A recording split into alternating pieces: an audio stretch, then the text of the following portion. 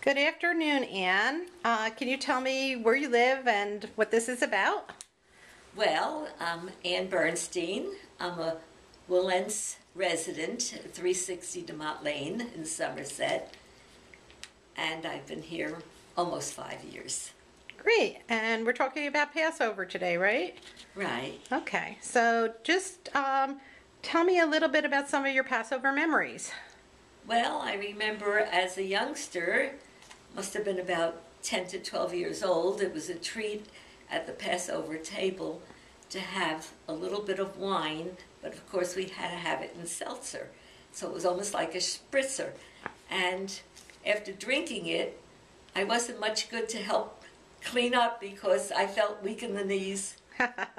And I remember my brother and myself and my sister playing with hazelnuts. And it was almost a game like marbles. I don't remember how it was played, but we always came back with bags of nuts. Oh, that's cool. What's your favorite Passover food or recipe? Well, I like all foods. I really don't have a favorite, but I know that my own stuffed cabbage is loved by everybody.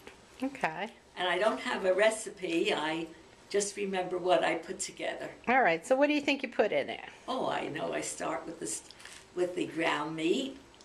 I use I make it sweet and sour, and I use sour salt. And just the other day when I said I use sour salt, someone said they never heard what sour salt was. I didn't either. And it's actually citric acid. Oh.